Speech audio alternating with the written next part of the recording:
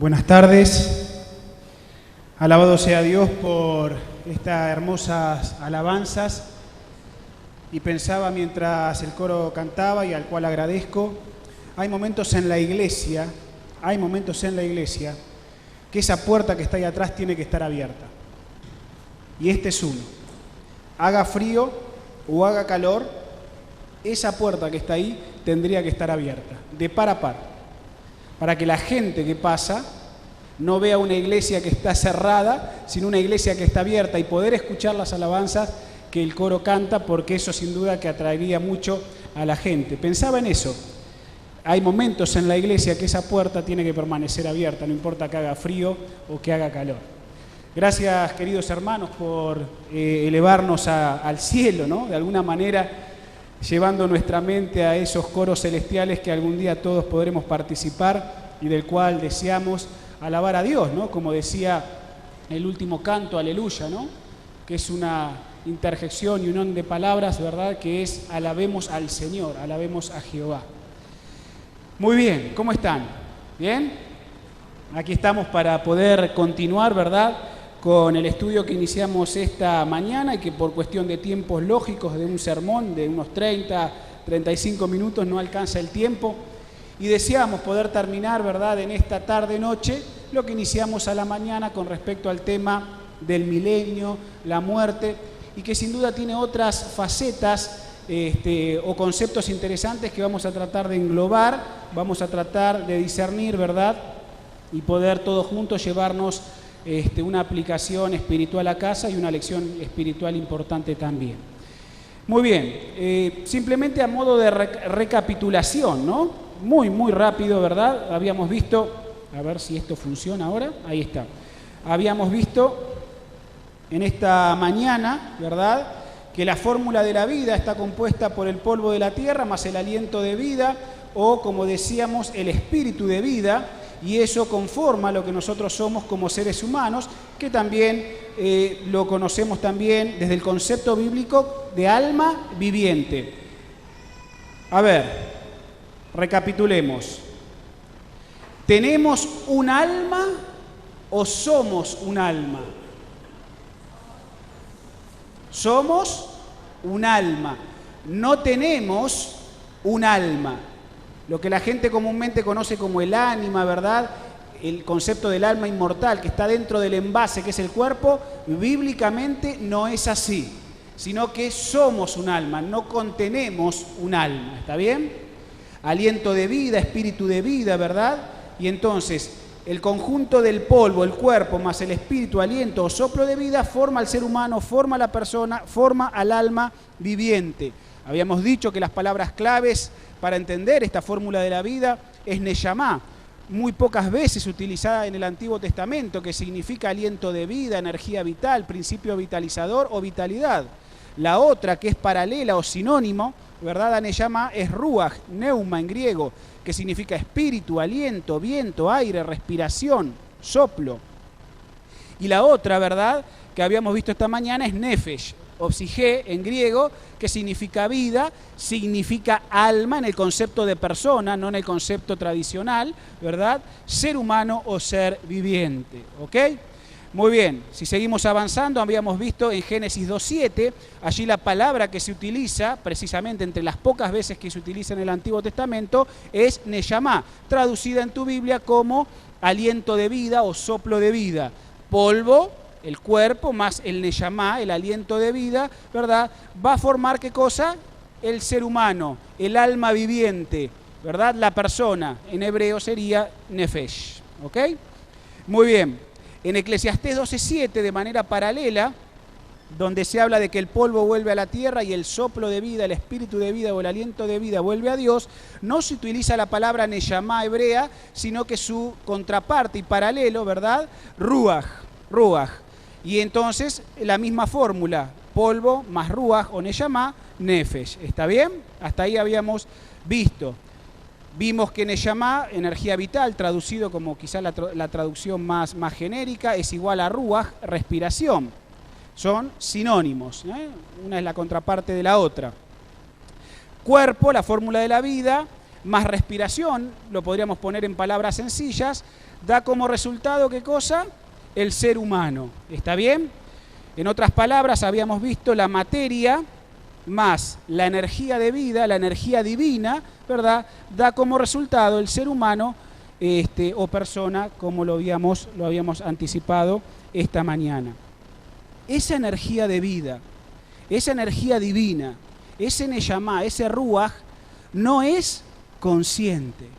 Yo les dije que en esta mañana, si nosotros nos pudiésemos graficar, llevar nuestra mente al momento de la creación, donde Dios formó, tendido allí en el suelo, con los elementos del polvo, de paso, saquen un mito y saquen algo que está muchas veces instalado en nuestra mentalidad, que Dios formó un muñeco de barro. Dios formó un muñeco de barro. Dios no formó ningún muñeco de barro. Dios lo que formó es, con los elementos del polvo, un ser humano inerte. Tomó los elementos del polvo y Él formó, ¿verdad?, a ese Adán que era un tipo precioso. Se cree que 4 metros pudo llegar a medir Adán, el doble, un poquito más de la altura que cada uno de nosotros tenemos, y Dios lo tenía tendido en el piso, un hermoso hombre, con todos sus músculos, con sus 2 ojos, con su nariz, con su pelo, con todos sus órganos internos y sistemas, solo que estaba sin vida. Y entonces dice la palabra de Dios, esa la materia, el cuerpo, Adán, sería la materia, Dios insufló en su nariz aliento, Neyamá, dice Génesis 2:7. Dios seguramente hizo esto. Y entonces por las fosas nasales de Adán, ¿qué entró? Aire. Y Adán comenzó a respirar por el poder y la energía que Dios le dio. Se combinó la energía divina, que no es consciente, que no es ninguna entidad, que no es ningún fantasma, que no es ningún espíritu. Esa energía, esa orden divina, esa energía que Dios le dio, se combina con el aire que Dios alienta sobre la nariz de Adán, entra en sus fosas nasales, va a sus pulmones y comienza el ciclo de la vida en el ser humano. ¿Está bien? Esto es importante entenderlo, porque de ahí parte la sencillez de la palabra de Dios, para no creernos cosas que a veces nos han puesto en la cabeza de pensar que era de una manera y en realidad la Biblia me enseña que era de otra forma. Así de sencillo. Imagínense, ¿no? La energía divina, no sé cómo es la energía divina, pero Dios sustenta todas las cosas, Dios sustenta el universo. Dios es materia y Dios es energía, Dios forma materia y forma energía. Así como existe la energía solar, no la vemos, son radiaciones. Bueno, no sé cómo es la energía divina, no me pregunte cómo es la energía divina. Lo único que sé es que esa energía divina es el chispazo inicial, el Neyamá, dio la orden, Dios insufló aliento, aire en la nariz de Adán y entonces Adán comenzó a vivir. Pero bajo ningún concepto la Biblia dice que ese Neyamá, ese soplo que Dios dio, esa orden, esa energía divina, es una cuestión consciente. Para nada. La Biblia habla acerca de eso. Por eso vimos esta mañana que la fórmula de los griegos, la que nos han enseñado desde chiquito, en casa, en papá, en otras iglesias, ¿verdad? Es esta fórmula equivocada, cuerpo más alma, ¿verdad? ¿Es qué cosa? Ser humano. Y vimos que lamentablemente se le aplica a la palabra Ruaj, a la palabra Neyamá, un significado que no es ese. Ruaj, Neyamá, no significa alma inmortal. Eso no se encuentra en ninguno de los pasajes bíblicos, ¿verdad? Ninguna acepción que vos encuentres que Neyamá Ruaj signifique alma inmortal. No está, no existe, buscalo, no lo vas a encontrar. Entonces vimos que la fórmula de la vida, según la Biblia, no según los griegos que la sistematizaron, es el cuerpo más el aliento o el espíritu de vida o soplo de vida, energía de vida, dicen otras traducciones, es el ser humano o el alma viviente. Este concepto que está tachado con estas flechas no es bíblico, sino que cambiaron la fórmula de lugar, ¿no? Pusieron el concepto de alma donde alma no tenía que estar. En realidad, según la Biblia, el concepto de alma viviente, no alma inmortal, va de ese lado de la fórmula de la vida. Y dijimos que el cuerpo y el aliento, energía de vida, que Dios le dio la capacidad de poder respirar y que cada momento, a cada minuto estoy hablando, estoy respirando y respiro respiro porque Dios me posibilita la vida. Por eso está bien que oremos y agradecerle a Dios porque nos da la vida, porque si Él nos quita la posibilidad de respirar, nosotros morimos. ¿Está bien? Y no se lo puede separar, es una unidad indivisible. Esto, no hay aliento o espíritu de vida si no hay cuerpo, no hay cuerpo si no hay aliento o espíritu de vida, es un conjunto. Es Adrián en su conjunto, respirando con su cuerpo, porque Dios le sostiene la vida a través de las funciones vitales. No se puede separar, no se puede disociar. Lo puedo disociar en la teoría, porque la Biblia me permite disociarlo y entenderlo desde la teoría. Pero en la práctica, Adrián es cuerpo y Adrián es respiración, ¿verdad? Porque Dios le permite que sea así. ¿Me están siguiendo? Bien. Entonces, conceptos importantes, dijimos esta mañana, que los griegos hablan de alma inmortal, la Biblia habla de alma viviente. Entonces, no tenemos un alma, sino que somos, ¿qué cosa? Somos un alma. En ninguno de los 379 casos en que aparece ruaj, porque la palabra que más aparece es ruaj, no tanto neyamá, pero en ninguno de los casi 380 veces aparece la palabra en el Antiguo Testamento. ¿Les parece poco? Vos lees todo el Antiguo Testamento, desde Génesis hasta Malaquías, y aparece ruaj 300 casi 80 veces. En ningún caso, a esa palabra que es la contraparte, es el sinónimo de neyamá, en ninguna parte se denota como una entidad inteligente capaz de existir fuera del cuerpo, jamás. ¿No les parece que es contundente la evidencia? Es contundente la evidencia.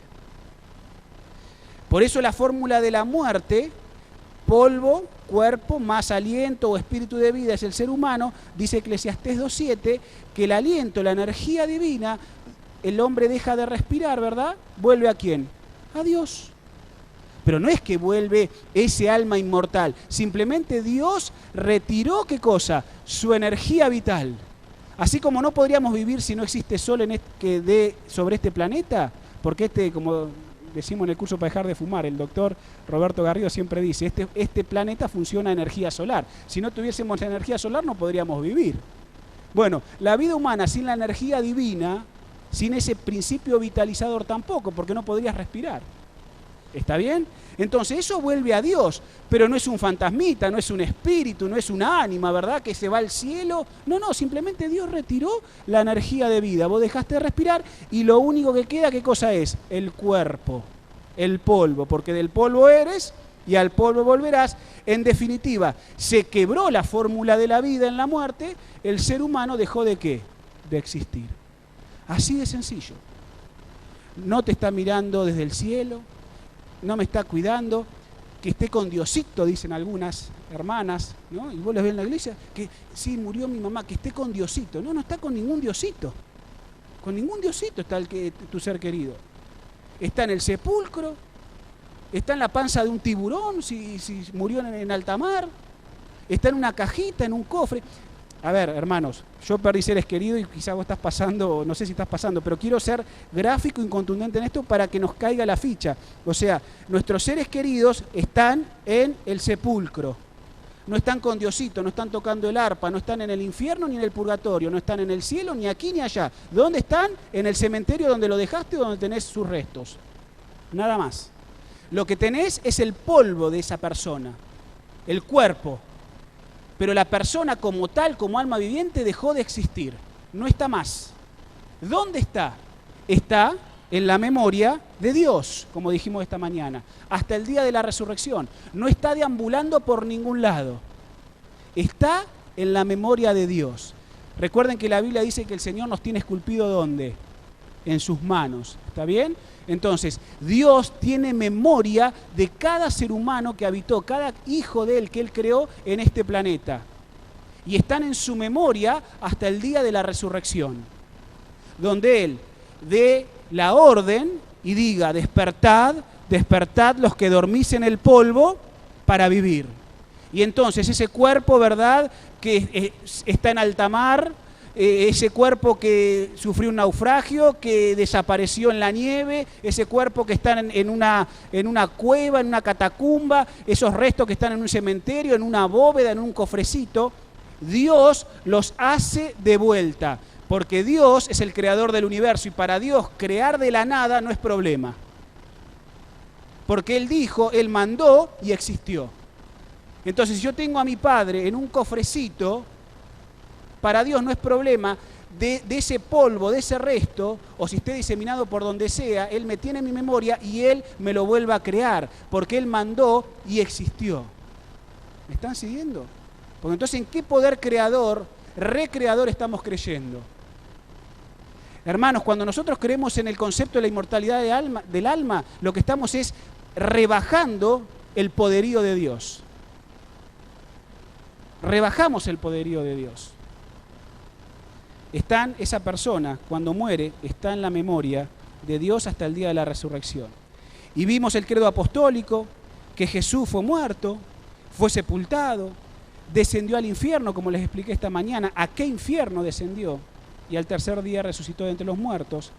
Y ahí ustedes ven en amarillo, ¿verdad?, lo que yo resalté, que primero es la resurrección de la carne, la resurrección de los muertos, y después la vida eterna. Y el credo apostólico tiene sentido.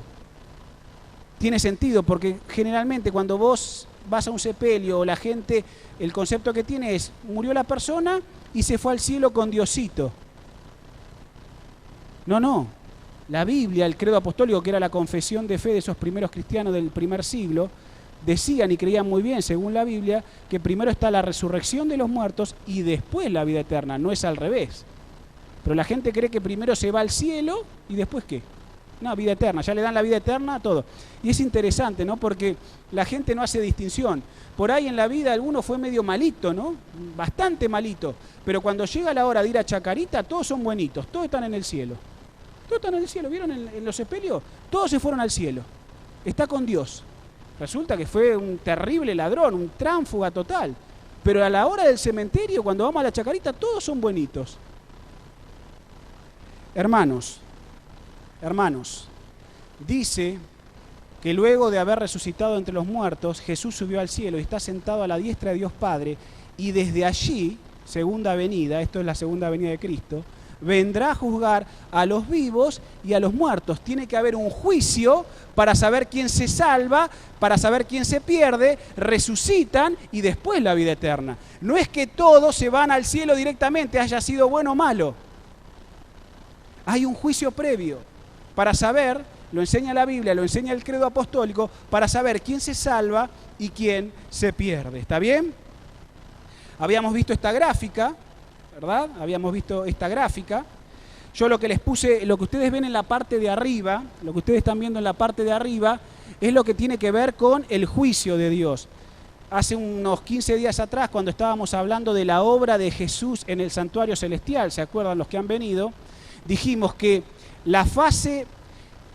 esta fase de juicio trabajando en el santuario celestial, que comienza en la cruz y después Jesús asciende al cielo, desde la cruz hasta que la profecía de Daniel 8:14 dice que el santuario tenía que ser purificado, y lo vamos a estudiar seguramente, si no es el sábado que viene, el último de julio.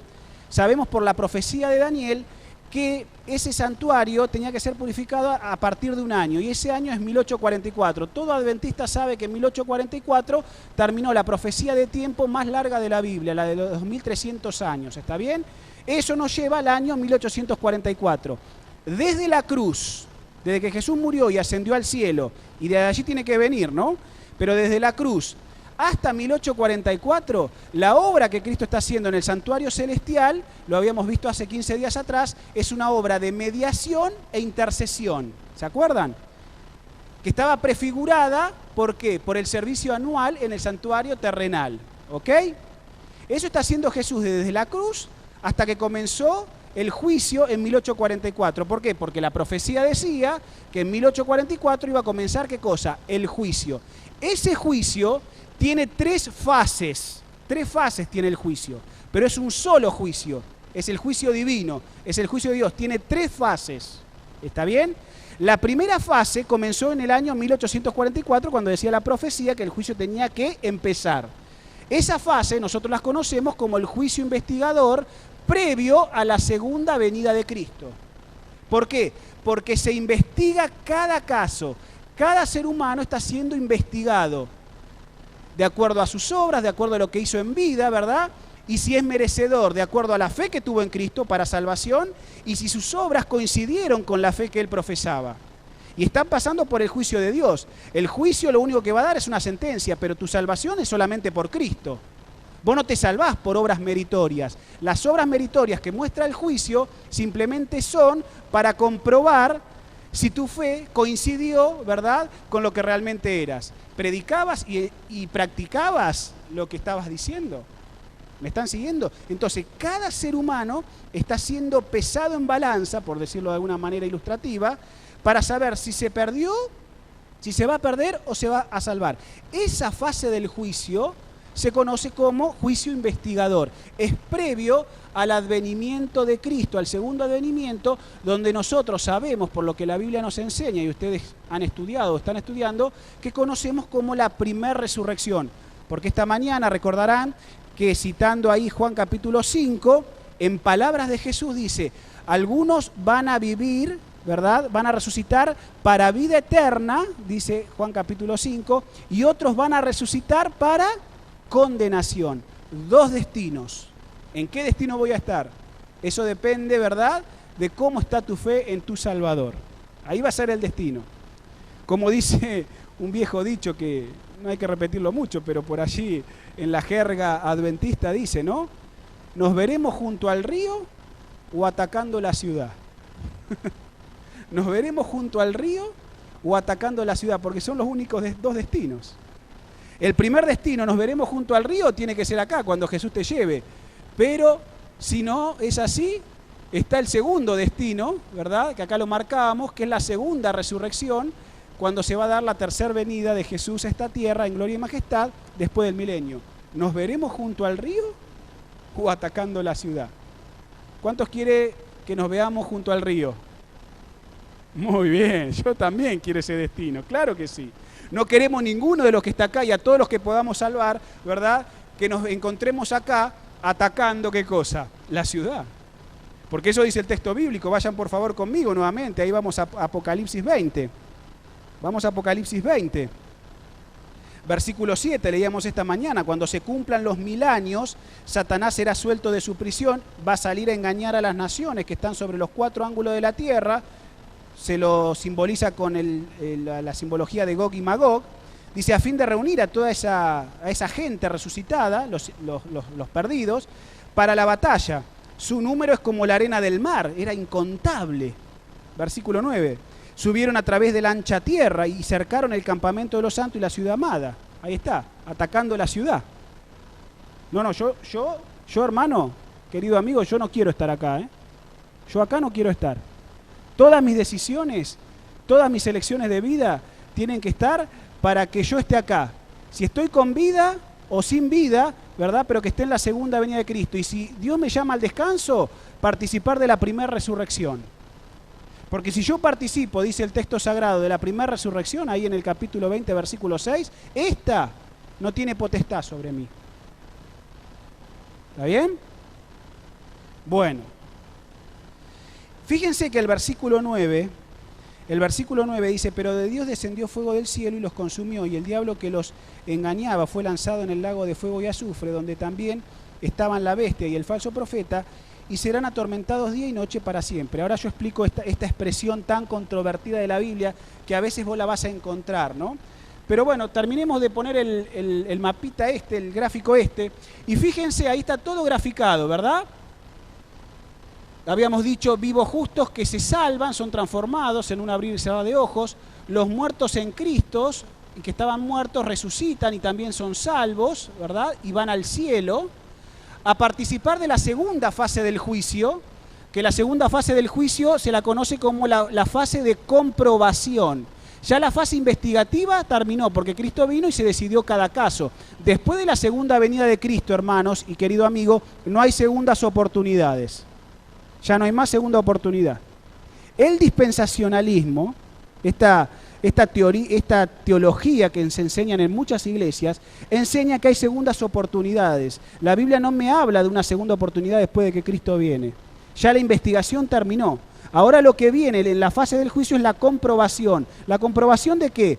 De que por qué los que se perdieron, se perdieron. Dios es tan transparente, Dios es tan justo que no va a dejar que vos, estando en el cielo salvo, te quede alguna duda de por qué el que se perdió, se perdió. Y si el que se perdió es Adrián, ¿cómo puede ser? ¿Cómo puede ser que Adrián nos predicaba? ¿Cómo puede ser que era el pastor de la iglesia y se perdió? A ver, Dios, Jesús, mostrame por qué Adrián se perdió. Entonces Dios abre los libros y está la fase de comprobación. ¿Por qué todos estos impíos que están muertos durante el milenio no están en el cielo? Dios es transparente. Dios no te deja con ninguna duda, ni a las inteligencias de otros mundos, ni a las inteligencias superiores, los ángeles, ni a vos tampoco que habitás este planeta. Pero tenés que esperar para que Dios te aclare esos conceptos, ¿está bien?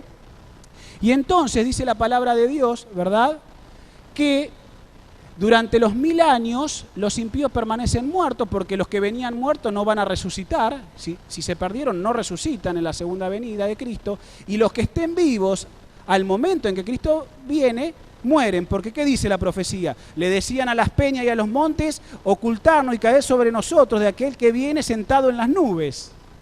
Es decir, lo que para uno es, este nuestro Dios, lo hemos esperado y Él nos salvará, para el otro grupo es que nos caigan las piedras y nos tapen y nos escondan del que viene sentado. Los dos grupos, no hay más que dos grupos en el tiempo del fin. Entonces, todo este grupo de perdidos, durante los 1000 años, permanecen muertos. Por eso Satanás está atado por la circunstancia, no puede engañar, no tiene poder. Finalmente, dice la palabra de Dios, que cuando Cristo descienda del cielo, nuevamente con la ciudad amada, habrá una segunda resurrección, el siguiente destino, y entonces los impíos volverán a la vida, Satanás los engaña, y entonces viene la fase ejecutiva y final del juicio. Pero fíjense, hermanos, amigos, jóvenes, esto es un solo juicio, con 3 fases. Pero finalmente la obra más extraña y dolorosa que Dios tiene que ejecutar es al final del milenio, porque Satanás engaña, quiere asaltar el campamento de Dios, dice el capítulo 20 de Apocalipsis, y de Dios desciende fuego del cielo y los consumió. La obra extraña de Dios. Dios no quiere hacer eso, pero su justicia lo demanda. Y yo les decía esta mañana, creo que fue a los hermanos del segundo culto, que el pecado es como la nafta. Cuando vos a la nafta le acercás fuego, la nafta se enciende. Bueno, el pecado, de alguna manera, para graficarlo, funciona así. Es como la nafta en nuestro cuerpo. Dios quiere erradicar el pecado. Dios quiere erradicar la nafta. Pero si yo sigo con nafta adentro, cuando el fuego llegue, el fuego me va a quemar. Porque Dios lo que tiene que destruir es el pecado. Y el pecado habita, como enfermedad moral, en criaturas, en seres creados. Por eso hay que sacarse el pecado. Y el único que me puede sacar el pecado y me limpia de todo pecado, ¿quién es? La sangre de Jesucristo. ¿Me están siguiendo?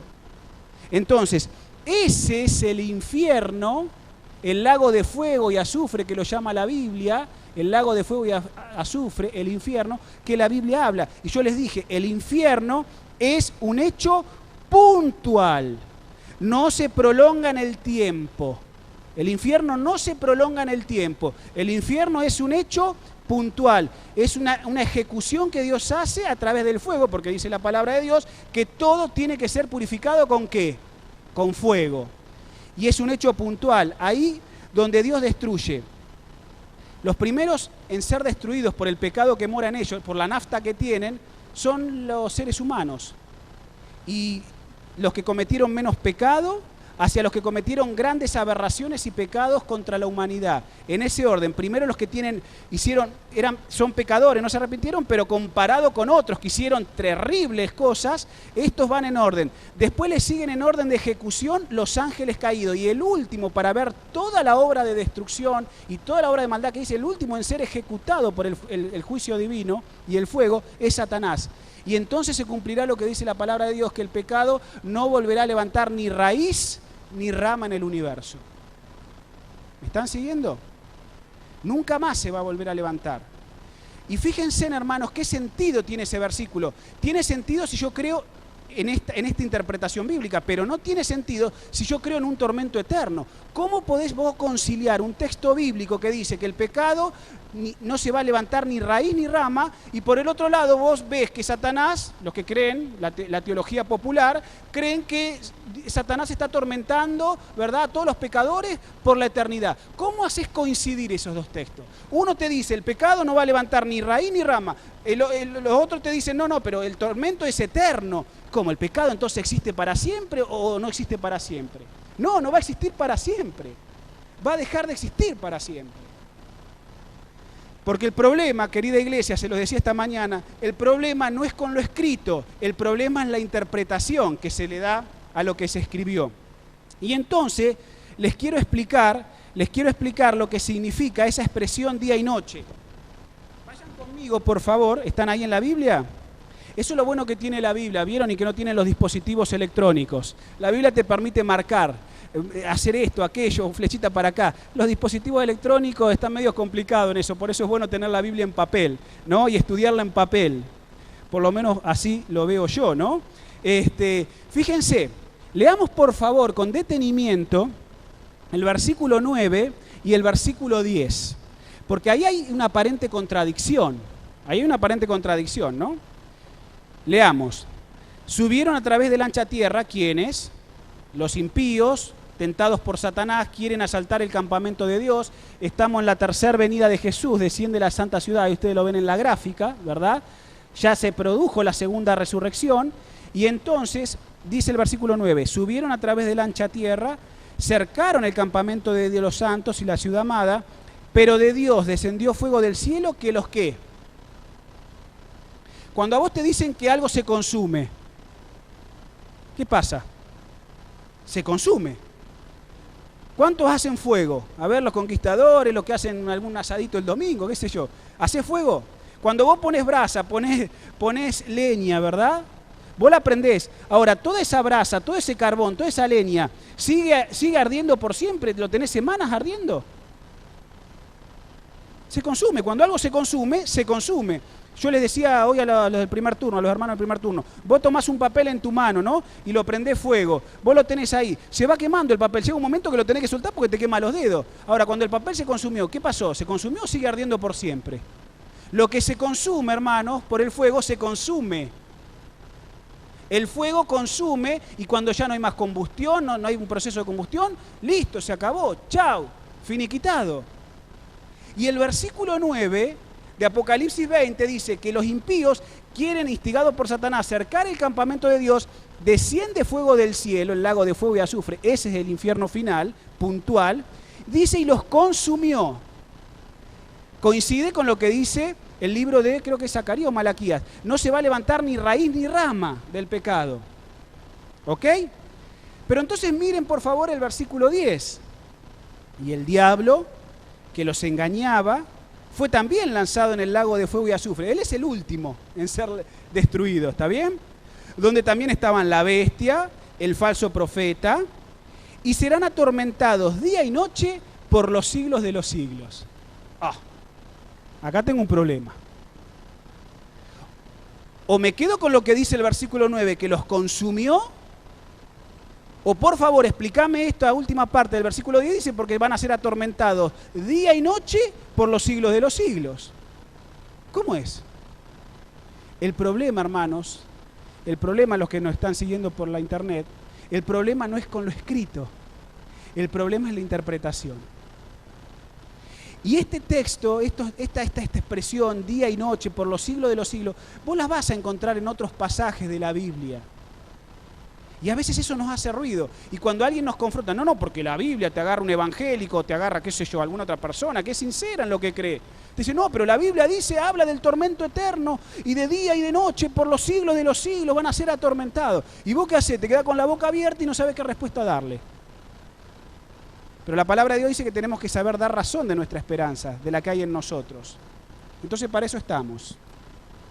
Para que vos puedas dar respuesta a este texto tan controvertido con otros similares que vos vas a encontrar en la palabra de Dios, cuando se habla de la muerte o del aparente tormento eterno. ¿Está bien? Hay que tomarse un tiempito, analizarlo y sacar la respuesta adecuada y lógica que la Biblia obviamente nos va a dar. Pero déjenme decirles que la expresión, vamos a separar, ahí la última parte del versículo 10, la expresión día y noche de la expresión por los siglos de los siglos. ¿Está bien? La expresión día y noche significa que es continuo hasta que se queme. Da la idea de continuidad. No sé si a vos te viene a la memoria esa expresión similar. ¿Se acuerdan que yo hoy les decía que el abismo que habla Apocalipsis 20 no es el abismo debajo de nuestros pies? El abismo es la tierra deshabitada de vida humana. Tenemos que volver a los tiempos precreacionales, les decía esta mañana, donde la tierra estaba desordenada y el Espíritu de Dios se movía sobre la faz del abismo, sobre la faz de la tierra. ¿Por qué? Porque era un caos la tierra, solo estaba cubierta por agua, ¿verdad? Y no había vida humana. Dios la empieza después a ordenar y a crear vida. ¿Está bien? Bueno, así como yo, la palabra abismo de Apocalipsis 20 me lleva al Génesis, a sus comienzos, antes de que hubiese vida en la tierra, esta expresión día y noche también me lleva al Génesis, para entender qué significa muchas veces en la Biblia la expresión día y noche. Dice el relato de la creación, fue la tarde y la mañana el primer día, y vio Dios que era bueno, ¡pum! Fue la tarde y la mañana el segundo día, fue el día y fue la noche. ¿Por qué? Porque cuando yo voy a la creación, fueron 7 días continuos, literales de la obra. Dios no paró, durante 7 días continuamente creó. Y la expresión que utiliza la Biblia es, fue la tarde y la mañana el primer día, fue la tarde y la mañana el segundo día. Había una ¿qué? Una continuidad. En este caso, como paralelismo, esta expresión significa lo mismo. Dice que los que se perdieron serán atormentados, porque es un tormento. A ver, hermanos, si yo recién te hice levantar la mano, ¿vos querés estar acá? No, yo no quiero estar ahí, porque yo no quiero que el fuego del cielo me destruya. Yo quiero estar viviendo por la eternidad. Es un tormento eso. ¿Quién quiere estar ahí? Yo no quiero estar ahí. Pero dice la Biblia que son atormentados día y noche, o sea, de manera continua. ¿Hasta qué? Hasta que se queme. Hasta que deje de existir Adrián si se perdió.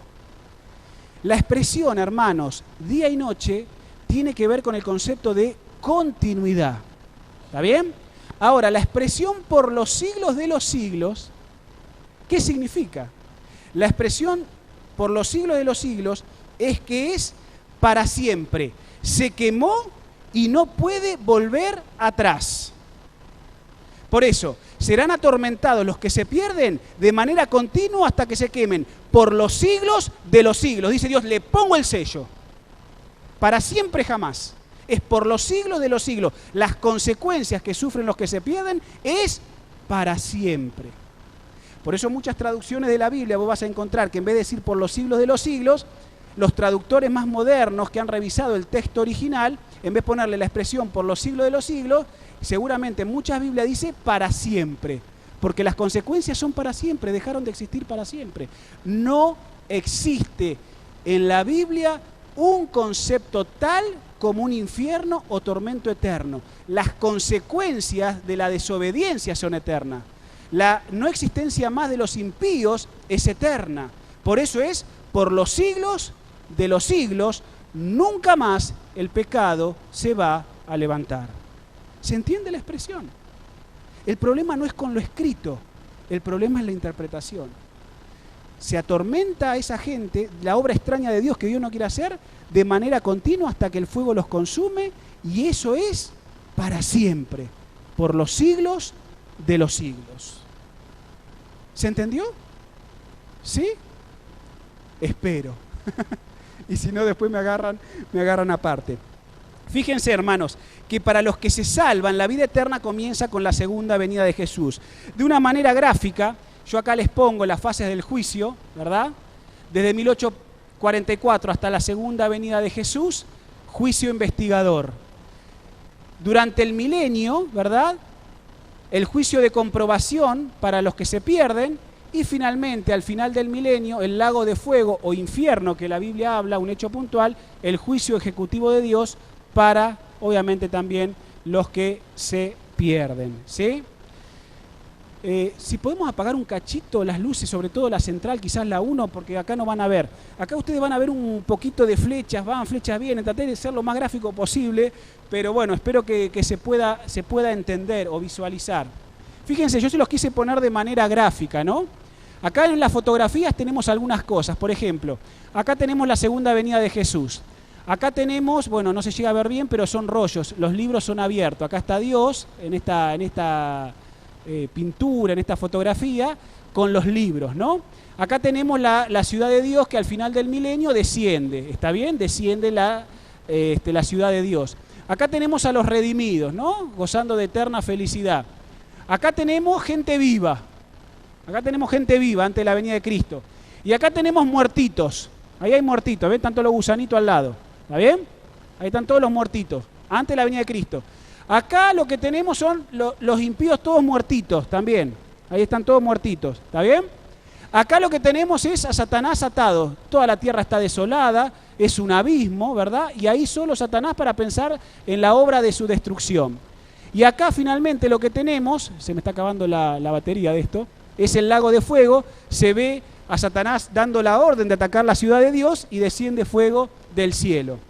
De manera gráfica lo que yo les quise poner es a la segunda venida de Cristo, que es la primera resurrección de los justos, ¿verdad? A este grupo que está acá de vivos, se va a unir ¿qué cosa? Otro grupo de los que están muertos. Y lo puse con flechita blanca para arriba, porque se van ¿para dónde? Se van para el cielo. ¿Está bien? Esto no funciona muy bien. Y fíjense, de entre los muertos y de los que están vivos, se van para el cielo. ¿A qué? A celebrar la segunda fase del juicio. Pero también, de entre los vivos, hay gente que se va a perder. Y los impíos, ¿verdad?, que están muertos, siguen muertos. Por eso la flechita es negra. Fíjense, los que se salvan son blancos, como un símbolo de pureza. Los que se pierden son una mancha negra. ¿Está bien? Por eso la flecha negra. ¿Ok? Entonces, ustedes pueden ver ahí el destino de la flecha. Entre los vivos y entre los muertos, ¿para qué lado van? Durante el milenio, los impíos están muertitos. Satanás no tiene poder, no ejerce dominio sobre ellos. Pero termina el milenio y los impíos, está la segunda resurrección. Pero ¿qué pasa? ¿Vuelven a qué? A morir. Y entonces les hice una rayita acá horizontal. Es como, ¿viste? Cuando una persona está en la terapia ahí. Y entonces, ti, ti, ti, ti, ti. ¿Qué significa eso? Ti. Chao. Listo, sos historia. ¿Está bien? Bueno, de alguna manera, la raya horizontal negra, ¿verdad? Los impíos vuelven a resucitar, Satanás los engaña, quieren asaltar el campamento de Dios, desciende fuego del cielo y vuelven ¿a qué? A morir. Vuelven a morir y dejan de existir para siempre. Hermanos, a ver, bueno, ahora voy a terminar con esto. Volvemos a prender las luces. Vayan conmigo, por favor, al texto de Apocalipsis. Vayamos de vuelta al texto de Apocalipsis capítulo 20, versículo 6. Vuelvo a leer. Dichoso, feliz y santo el que tiene parte ¿en qué? En la primera resurrección. A ver, voy a volver un poquito para atrás. Dichoso y feliz el que tiene parte ¿dónde? En la primera resurrección. Si Jesús viniese esta semana y yo me caigo redondito acá por un paro cardíaco, dichoso y feliz que dentro, no sé, de 3 días Jesús viene y el Señor me resucita de entre los muertos. Dichoso y feliz. Dichoso y feliz mi abuela que murió ya hace 2 meses atrás. Dichoso y feliz mi mamá que va a ser ahora en este mes 1 año que falleció. Dichoso y feliz mi papá que hace 9 años que falleció. Dichoso y feliz el apóstol Pedro. ¿Cómo? ¿Acaso Pedro no tiene las llaves del cielo? No. Pedro no tiene las llaves del cielo. Pedro está hecho polvito. Pedro, el apóstol, está hecho polvito. ¿Dónde? Qué sé yo, en algún lugar de Roma, porque ahí lo mataron. No, ¿Pedro no está en el cielo? ¿No tiene las llaves? No.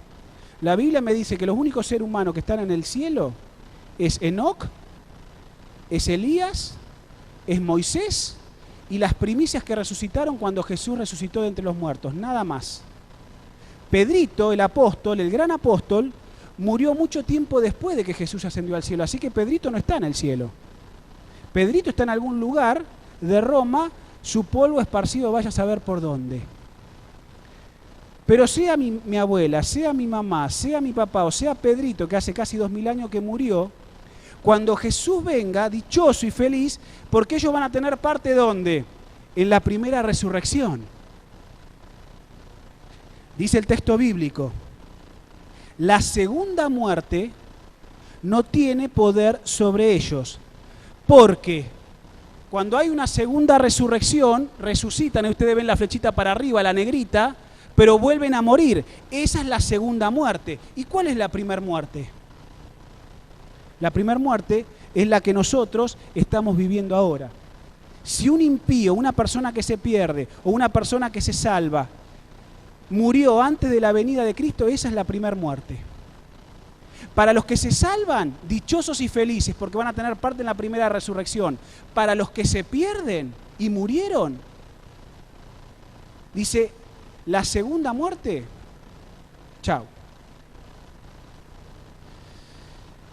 Yo quiero terminar mi sermón contando un relato, una historia, que las únicas 3 personas que me escucharon de esta iglesia mencionarla fue hace unos días, cuando fuimos a tener que despedir los restos de nuestra hermana María en Chacarita. Y creo que estaba Carlos, estaba Ernesto, no sé si está Ernesto acá, y estaba Jorge Manrique. Eran los 3 hermanos que estábamos de la iglesia esa mañana despidiendo los restos de la hermana María.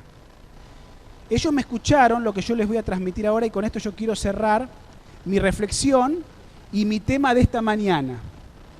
Porque esa mañana cuando despedimos los restos de la hermana María, yo utilicé el texto bíblico para hacer el responso de Lázaro. Y yo les dije esta mañana que mi sermón iba a terminar con la historia de Lázaro. ¿Está bien?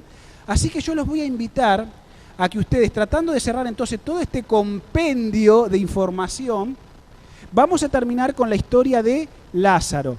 ¿Dónde la encontramos? En el Evangelio de Juan, capítulo 11. La Biblia es un caudal inagotable de sabiduría.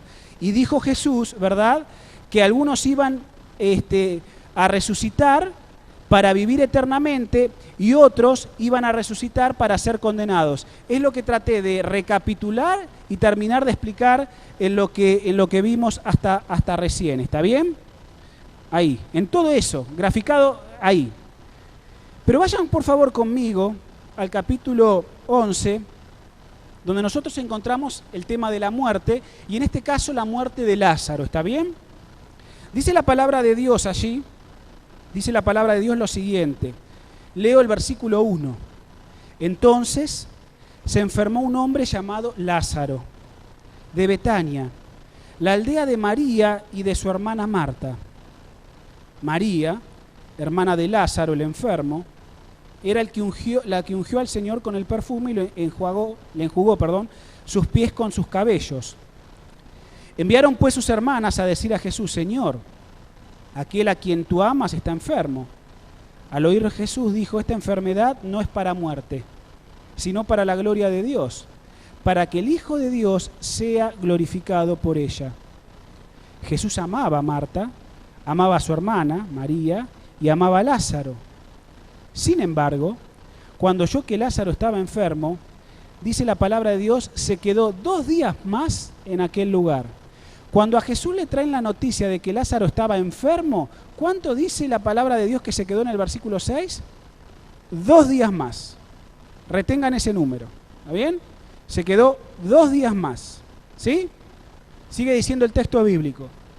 Después dijo a sus discípulos, volvamos a Judea. Total, esta enfermedad no es para muerte, sino para gloria de Dios. Jesús no se preocupa por la muerte, porque la muerte el Señor ya la tiene solucionada. Nosotros nos preocupamos por la muerte. Nosotros nos preocupamos por la muerte, pero para el Señor la muerte no es preocupación, porque Él la tiene solucionada. Entonces dice, vamos, volvamos a Judea. Los discípulos le dijeron, Maestro, hace poco los judíos procuraban apedrearte y vas a volver allá. Respondió Jesús, ¿no tiene el día 12 horas? El que camina de día no tropieza, pero porque ve la luz de este mundo, pero el que camina de noche tropieza porque no hay luz en él. Después agregó, nuestro amigo, se acordó de Lázaro, nuestro amigo Lázaro se ha dormido, pero voy a despertarlo del sueño. Qué lindo, ¿no? La Biblia compara la muerte con el descanso, donde tu memoria, tu odio, tu envidia, todo feneció. Ya no tenés más paga debajo de lo que se hace debajo del sol. ¿Por qué? Porque la persona dejó de existir. Dios retiró su energía vital, su neyamá, y el nefesh, el ser humano, listo, ya no es más nefesh, se acabó. Dice, nuestro amigo Lázaro se ha dormido, pero voy a despertarlo del sueño, el sueño de la muerte. Pero sus discípulos dijeron, Señor, si se ha dormido sanará, porque los discípulos eran medios lelos, ¿no? Medios cortitos de mente. Y entonces dice, bueno, pero si está enfermo se va a sanar. Ay, ay, ay. Versículo 13. Pero esto decía Jesús de la muerte de Lázaro. Y ellos pensaron que hablaba del reposo del sueño. Siempre igual. Siempre un paso para atrás estamos. Entonces Jesús le dijo claramente, Lázaro murió. Está como dormido, pero murió. ¿Qué muerte murió Lázaro? La primer muerte. Y qué interesante, hermano, porque ahora vamos a seguir el relato, vos lo conocés.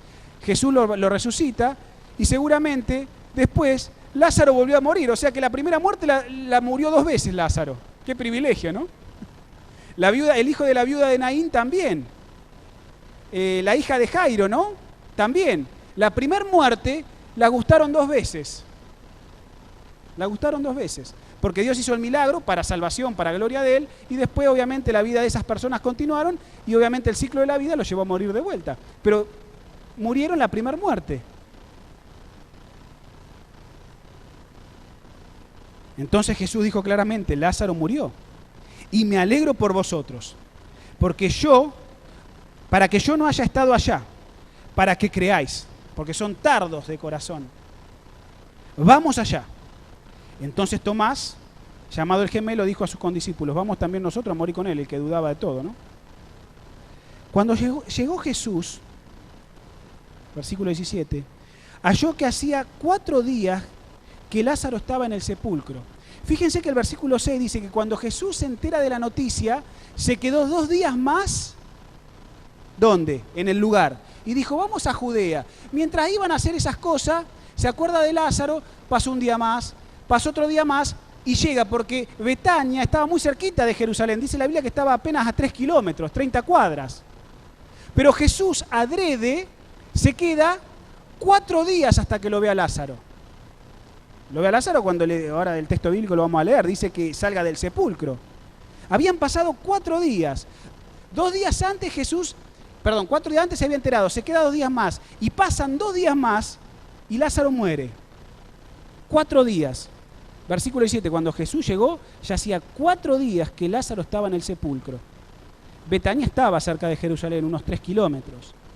Muchos judíos habían venido a consolar a Marta y a María por su hermano. Cuando Marta oyó que Jesús venía, salió a encontrarlo, pero María se quedó en casa. Y Marta dijo a Jesús, Señor, si hubieras estado aquí, mi hermano no habría muerto. Pero también sé que aún ahora Dios te dará todo lo que le pidas. Jesús respondió, ¿tu hermano resucitará? Marta le dijo, yo sé que resucitará en la resurrección, en el último día. Jesús respondió, yo soy la resurrección y la vida. El que cree en mí, aunque esté muerto, ¿qué? Vivirá. Poderoso texto de la palabra de Dios. El que cree en mí, aunque esté muerto, vivirá. Señor, si hubieras estado acá, mi hermano no habría muerto. Tu hermano va a resucitar. Sí, Señor, yo sé que va a resucitar. Va a resucitar en el día postrero, en el último día, en la resurrección. Yo soy la resurrección y la vida. El que cree en mí, aunque esté muerto, vivirá.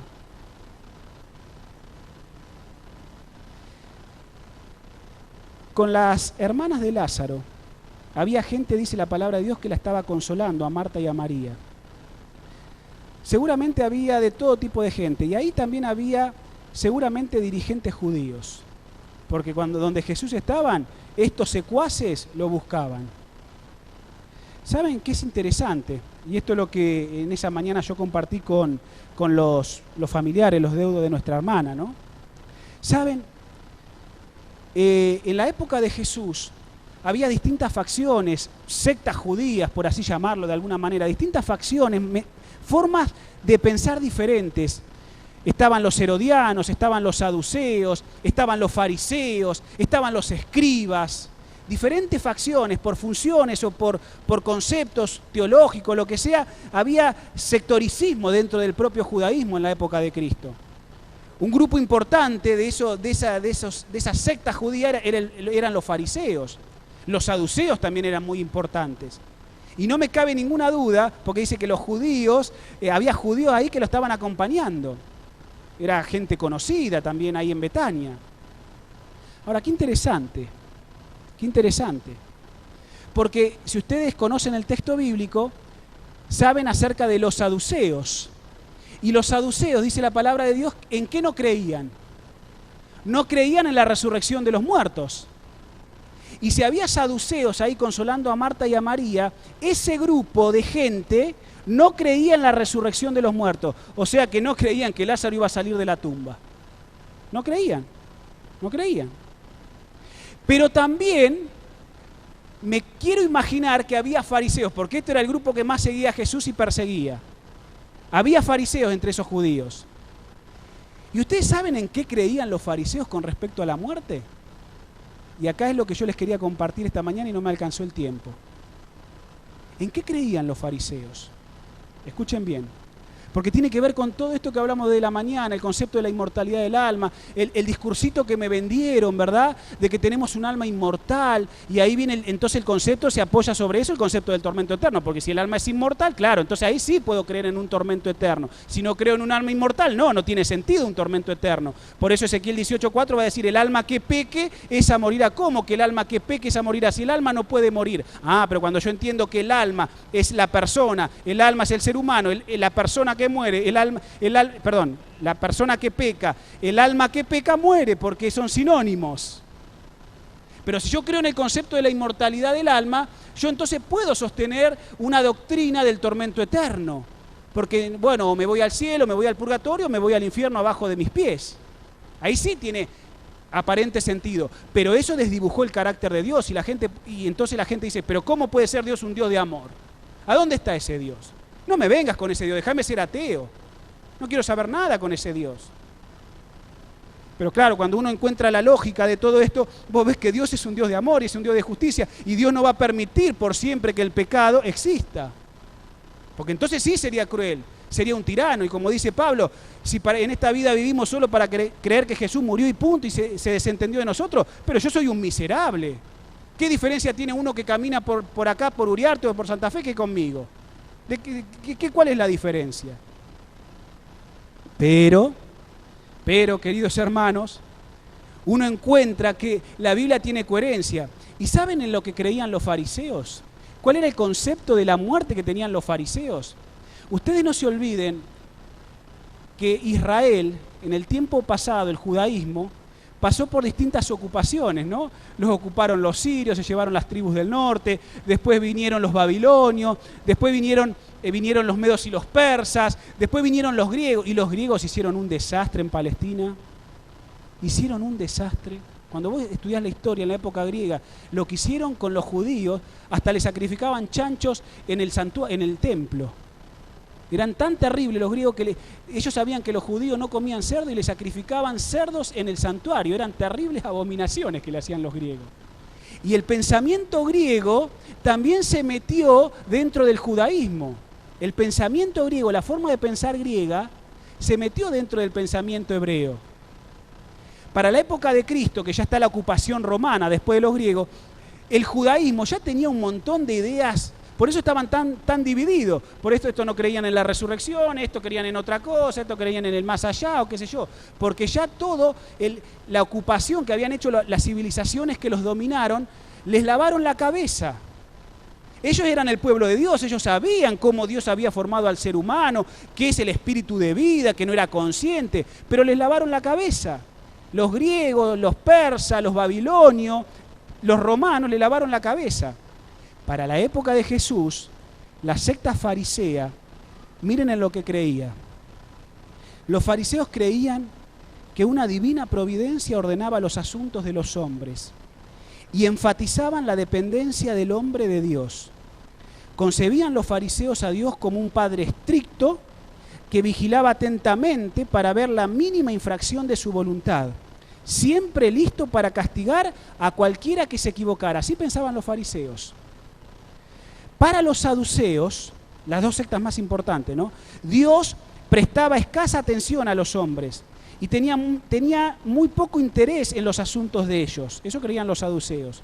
Creían que el hombre era el árbitro de su propio destino y no esperaban en una vida después de la muerte, porque no creían en la resurrección. No esperaban en una vida después de la muerte. Los fariseos creían en la existencia de los espíritus. ¿Sí? Los fariseos, la secta más estricta a la ley, a la Torá, creían en los espíritus. En los espíritus como lo creían los griegos, como lo creían las civilizaciones paganas, en el concepto de la inmortalidad del alma. ¿En qué creían los fariseos? Creían en la existencia de los espíritus, creían en la inmortalidad del alma, creían en la resurrección literal del cuerpo y de la vida futura, donde los hombres serían recompensados o castigados de acuerdo con sus hechos en esta vida. Enseñaban los fariseos que al morir todos iban al Hades, al mundo subterráneo, que era la prisión de las almas, donde los que habían sido impíos en esta vida quedarían para siempre, pero del cual los que habían vivido virtuosamente escaparían para vivir otra vez. Creían los fariseos que todas las cosas son dirigidas por el destino, pero que los hombres están libres para actuar como escojan hacerlo. Eso creían los fariseos. Y déjame decirte algo. Cuando Jesús se enteró de la muerte de Lázaro, dice la palabra de Dios que se tardó 2 días más, se quedó allí, y para cuando Jesús llega, ya habían pasado 4 días, y el cuerpito de Lázaro, dice la hermana, no, Señor, no vayas a la tumba porque hiede ya. Claro, la descomposición, no tiene vida, se descompone el cuerpo, se va a hacer polvo, no vayas allá. 4 días se quedó Jesús hasta resucitar a Lázaro. Pregunto, ¿por qué creen que Jesús tardó 4 días en llegar a la tumba de Lázaro?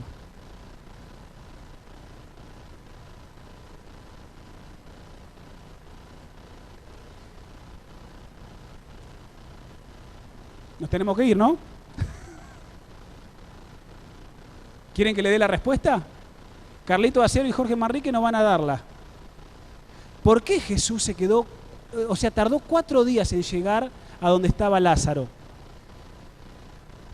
Porque los fariseos creían en la inmortalidad del alma, y dentro de lo que creían en la inmortalidad del alma, ellos creían que cuando la persona moría, el alma se desprendía del cuerpo y se quedaba 3 días dando vuelta alrededor de sus familiares para consolarlos. Eso creían los fariseos, que el alma inmortal del fallecido quedaba 3 días dando vuelta en el mundo, ¿verdad? Dando vuelta para consolar a Marta y a María. Por eso Jesús se tardó 4 días. ¿Por qué? Para que no quede ninguna duda, hermanos. Los saduceos no creían en la resurrección. Eso, Jesús dice, eso no es así. Los fariseos creían que el espíritu quedaba dando vuelta 3 días. Te voy a derribar ese concepto, por eso yo voy a ir al 3er día. Vos vas a saber que Lázaro está bien muertito y en mí está la capacidad y el poder para resucitarlo. Y fíjense que por lo menos podemos tener 3 grupos. Los saduceos que no creían en la resurrección, los fariseos que creían que el espíritu quedaba dando 3 vueltas. Por eso Jesús llega al 4.º día. Está bien, para saber del poder, porque él dijo, esto va a ser para gloria de Dios. Esto va a ser para gloria de Dios, dice el texto sagrado. Y después está un 3er grupo. ¿Y ese 3er grupo quién es? Marta y María. María le dijo, Señor, si vos hubieses estado acá, mi hermano no habría muerto. Y Jesús le dice, tu hermano va a resucitar. Sí, yo sé que va a resucitar. Va a resucitar acá en el día postrero. Ahí va a resucitar. Jesús le dice, no, yo soy la resurrección y la vida.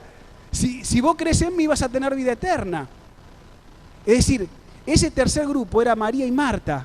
Ellas creían en la primera resurrección. Jesús le dice, no hace falta, porque dice la palabra de Dios que Jesús lloró, se conmovió, yo te lo resucito. Después Lázaro murió de vuelta, sí, pero Jesús se lo resucitó al hermano.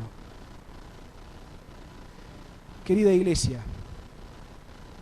Eso es lo que enseña la Biblia. La Biblia no enseña que tengo un alma que da 3 vueltas, 3 días se queda rondando, ¿verdad?, para consolarme. La Biblia no me enseña que no hay resurrección. Hay resurrección de la carne y vida perdurable.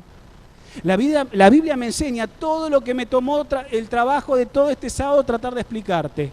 Que va a haber una primera resurrección donde los justos van a resucitar y junto con los que están vivos van a ser transformados y van a ir al cielo para vivir la eternidad. Pero también la Biblia me dice que el otro destino es de los que se pierden y va a haber una segunda resurrección. Pero finalmente gustarán la segunda muerte los que participen de la segunda resurrección. Hermanos, termino con esto. Todo nos tiene que remitir al plan de salvación. Todo tenemos que agradecerle a Dios, tenemos que agradecerle a nuestro Señor Jesucristo. Porque así como en un comienzo estaba ese Edén precioso, llegó un momento que vino la caída en pecado, caímos en un abismo, caímos en un pozo moral, ¿verdad? Y el pecado nos destruyó, nos enajenó de Dios, nos separó de Él. Pero dice la palabra de Dios que Jesús aparecerá por segunda vez, para entonces volver a vivir esa vida eterna, volver a tener ese Edén restaurado. Lo que en un momento era la integración, Dios tenía todo el universo integrado, por causa de la caída, por causa del pecado, se vio desintegrado. Pero finalmente cuando Jesús venga, volverá a reintegrar todas las cosas. Y en el centro del pozo, en el centro del abismo, está la cruz del Calvario.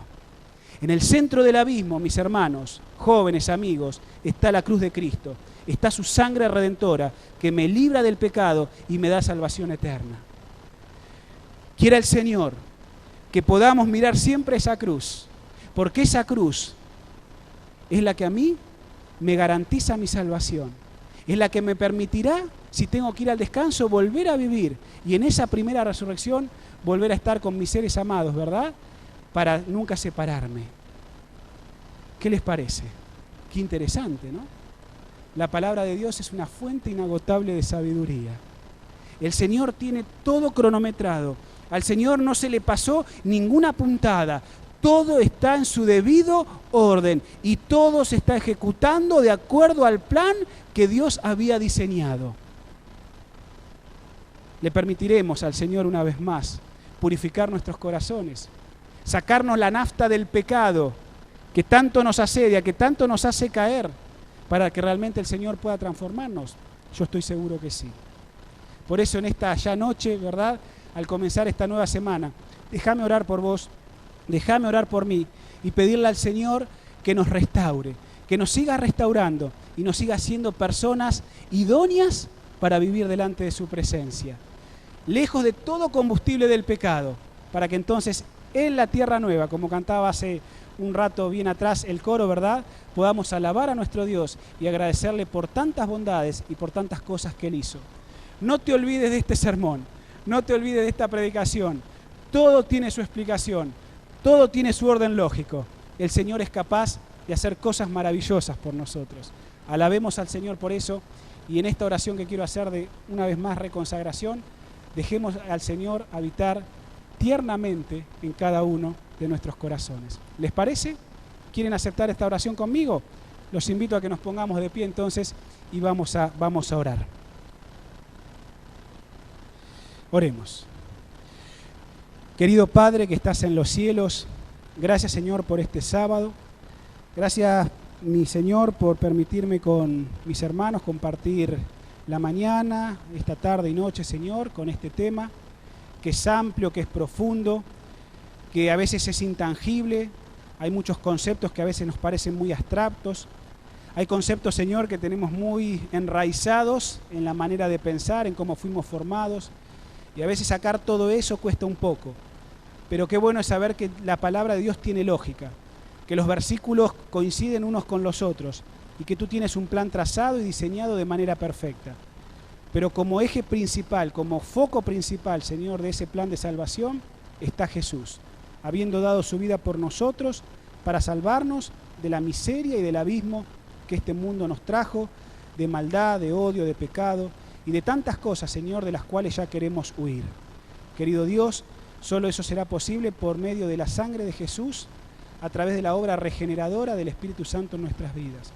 Acompaña a mis hermanos, sosténlos en la fe, ayúdalos a perseverar y saber que ni siquiera aún la muerte, el enemigo más terrible que esta vida nos puede ofrecer, tiene dominio, Señor, sobre tu eterna potestad. Querido Dios, un día volverás. Anhelamos estar en ese día glorioso, contentos, alegres, y saber que eres nuestro Dios, te hemos esperado y nos salvarás. Querido Dios, gracias por tener solución para todas las cosas. Gracias por haber solucionado el problema de nuestra vida, porque en Jesús somos salvos. En Él oramos y pedimos todas las cosas. Amén. Hermanos, que tengan una linda semana, que el Señor nos bendiga. Nos volvemos a encontrar el sábado que viene para continuar entonces con esta serie. Perdón, les quiero comentar que tenemos algo especial para ustedes en el subsuelo. Celebramos la Feria de las Naciones con comidas típicas de distintos países, así que les aguardamos ahí y bueno, podemos compartir, confraternizar con nuestros amigos un buen momento. Buenas noches.